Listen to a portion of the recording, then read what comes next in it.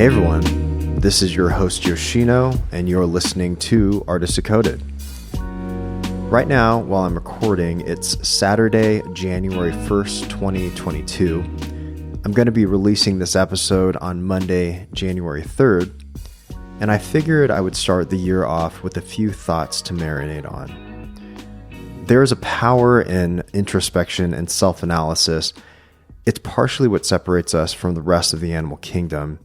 And lately, I've been thinking a lot about this idea of searching for answers. Now, let me pose a question to the audience. Why do a majority of us feel the need to search for answers in the first place?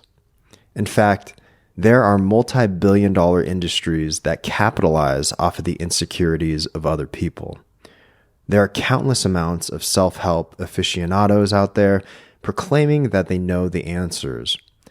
Buy my course and I'll show you how to be rich like me. Or buy my book and I'll show you the 10 ways to make your life better. They lead with the expectation that they hold the key to the answers you're trying to seek, when in actuality, they're probably just as lost as you. They may have more money than you, but maybe they're in search for their own answers. Perhaps they're writing a book to try to find a solution to their problems. And maybe, just maybe, we're lost enough to buy into their ideologies. I know I've fallen victim to the insecurities of thinking that I didn't have the right answers, and I've personally definitely been allured by the ideas of other people. I've also bought many nonfiction self-help type books, but the more that I think about the function of these books, they more so serve as a reminder to myself when I feel lost and vulnerable.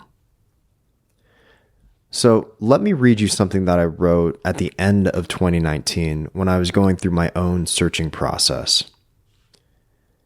At times we believe we are not enough, then search for something to fill the empty void.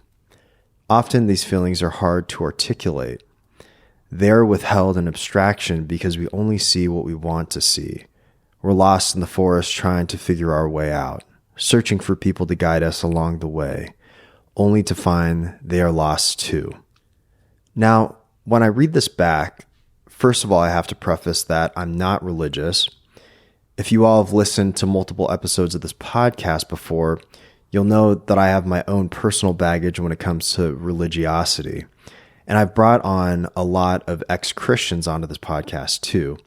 Not necessarily consciously, but I think I flock to these sort of people to find my own sort of catharsis through a shared experience. But nevertheless, this Bible verse comes to mind. Do not believe every spirit, but test the spirits to see whether they are from God. For many false prophets have gone out into the world. 1 John 4:1. So here's another thought related to this Bible verse that I've been thinking about for the past few years. The idea that God is in everything. The plants, the soil, the sky, and yes, also you. I'm not sure if a lot of you have already thought about this. Maybe you'll know what I'm talking about if you've taken any sort of psychedelic. And I know I'm bringing in some beliefs of pantheism in here, which is the belief that the universe or nature in relation to the totality of everything is identical with divinity, or that everything composes an all-encompassing immanent God. Let me allow you to ruminate on a few thoughts here. Perhaps you are the door that you are trying to seek. You are the lock, and you are the key that you've been searching for this entire time.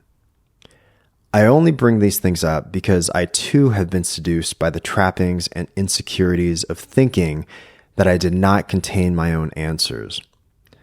I have, and maybe still do, at times fall victim to not listening to my own intuition. Over time, I think I'm getting better at this, but your intuition is uniquely yours. And in art, your own experiences shape this intuitive process. To me, whether we agree or disagree on ideological or aesthetic decisions in the art-making process, which is more so a matter of opinion than anything, But art to me is a communication mechanism. Outside of commerce, when it is effective, it is an expression of the soul that can hopefully transform people's ideologies and create a dialogue around something that resides underneath the surface. If art is at all important, it can open people's mind and expand their consciousness as well. And I'm not sure how all of you grew up, but when I was growing up in elementary school, middle school, and even high school, I don't recall having a particular class specifically in critical thinking. A lot of the classes that were highlighted in the school system were math, science, and history, for instance, things that were tried and true, but not necessarily exploratory. Even in my art classes, they seemed to miss the point. And yes, maybe you're a bit ahead of the curve and went to a performing arts school, but I didn't. And I bring past educational experiences up because I think a lot of us get trapped in the structure of how our society functions. You go to school to get an education, then get spit out into the world to find a job, which makes sense and is aligned with the forming of industry and mass markets. It's easier to control people when you create a system that they have to abide by in order to survive. I personally don't want to make this an hour-long monologue about systemic issues here, although maybe I'll explore that in a later episode. But I guess what I'm trying to get at here is that we tend to get into a rhythm, and there's a collective consciousness that a lot of us fall victim to. But like I was saying earlier, what exactly separates us from the rest of the pack? My thoughts here are that you and you alone hold the answers to your questions. Let me restate that. You and you alone hold the answers to your questions. Let me ask you a few more questions to ruminate on for the rest of the day. And this is perfect, I think, for the start of the year.